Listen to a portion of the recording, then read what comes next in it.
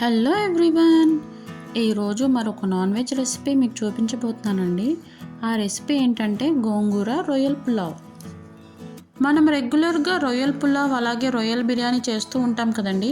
ఒక్కసారి ఈ గోంగూర రొయ్యల పులావ్ చేసి చూడండి, మీకు తప్పకుండా నచ్చుతుంది. అండ్ ఈ పులావ్ టేస్ట్ అయితే వేరే లెవెల్ ఉంటుందండి. ఇంకెందుకండి ఆలస్యం, ఒకసారి ఈ గోంగూర రొయ్యల పులావ్ ఎలా ప్రిపేర్ చేసుకోవాలో మేకింగ్ ప్రాసెస్ని చూసేయండి. ముందుగా స్టవ్ ఆన్ చేసి ఒక స్టీల్ బౌల్ పెట్టుకుని అందులోకి 1 టేబుల్ స్పూన్ వరకు ఆయిల్ వేసుకోవాలి. నెక్స్ట్ అందులోకి మనం ముందుగా వాష్ చేసి పెట్టుకున్న గోంగూరను వేసుకోవాలి. గోంగూర కట్ట పెద్దది అయితే కనుక ఒక కట్ట సరిపోతుందండి. ఒకవేళ చిన్నగా ఉంటే కనుక 2 కట్టలు తీసుకోండి. తర్వాత ఒక గుప్పెడు పుదీనా, ఒక గుప్పెడు కొత్తిమీర, అలాగే 4 నుంచి 5 పచ్చిమిర్చీలు, ఒక పెద్ద సైజ్ టొమాటోని ముక్కలుగా కట్ చేసుకుని వేసుకోవాలి. ఒకసారి మొత్తాన్ని కలుపుకుని 1/2 స్పూన్ సాల్ట్ని వేసుకోవాలి. గోంగూర అడుగు పెట్టకుండా మధ్య మధ్యలో కలుపుకుంటూ మెత్తగా అయ్యేంతవరకు ఉడికించుకోవాలి. చూడండి, ఈ విధంగా ఉడికించుకుంటే సరిపోతుంది. చల్లారిన తర్వాత మిక్సర్ జార్లోకి వేసుకుని స్మూత్ పేస్ట్ లాగా గ్రైండ్ చేసుకోవాలి. నెక్స్ట్ ఇక్కడ నేను 2 గ్లాసుల వరకు బాస్మతి రైస్ని తీసుకున్నానండి. వాటిని నీట్గా వాష్ చేసుకుని వాటర్ పోసుకుని నానబెట్టుకోవాలి. నెక్స్ట్ స్టవ్ ఆన్ చేసి బాండీ పెట్టుకుని అందులోకి 3 టేబుల్ స్పూన్ ఆయిల్ అలాగే 1 స్పూన్ నెయ్యిని వేసుకోవాలి.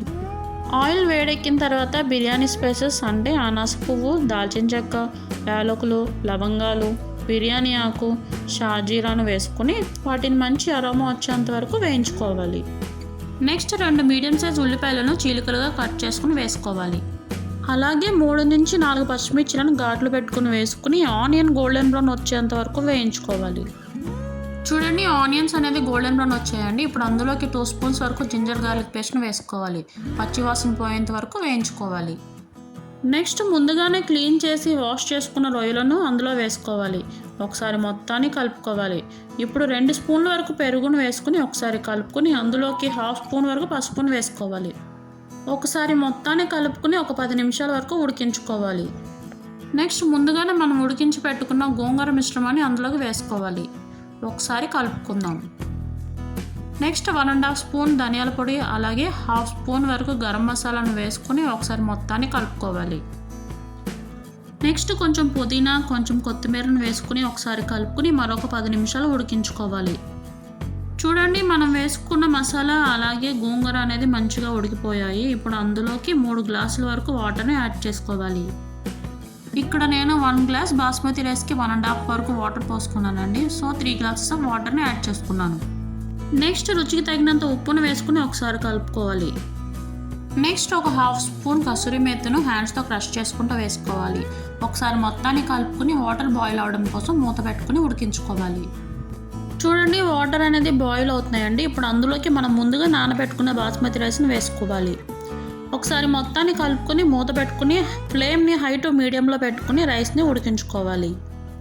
చూడండి, రైస్ అనేది ఈ స్టేజ్లో ఉన్నప్పుడు దోశ ప్యాన్ పెట్టుకుని దాని మీద మన బిర్యానీ పాట్ని పెట్టుకోవాలి. సో దట్ రైస్ అనేది మంచిగా ఉడుకుతుంది, అలాగే అడుగు పట్టకుండా ఉంటుంది. చూడండి, ఆల్మోస్ట్ మన పులావ్ అయితే రెడీ అయిపోయిందండి. ఇప్పుడు అందులోకి చివరిగా నెయ్యిని వేసుకుందాం. ఒకసారి స్లోగా కలుపుకుందామండి, మరీ ఎక్కువగా కలుపుకండి, ఎందుకంటే రైస్ విరిగిపోయే ఛాన్స్ ఉంటుంది. చూస్తుంటేనే నోరు ఊరుతుంది కదండి. మా ఇంట్లో వాళ్ళకైతే బాగా నచ్చిందండి. మరి ఇంకెందుకంటే ఆలస్యం, మీరు కూడా ఈ రెసిపీని ఒకసారి ట్రై చేసి ఎలా వచ్చిందో కామెంట్ బాక్స్లో కామెంట్ చేయడం మాత్రం మర్చిపోకండి. మరొక టేస్టీ రెసిపీతో మళ్ళీ కలుద్దాం.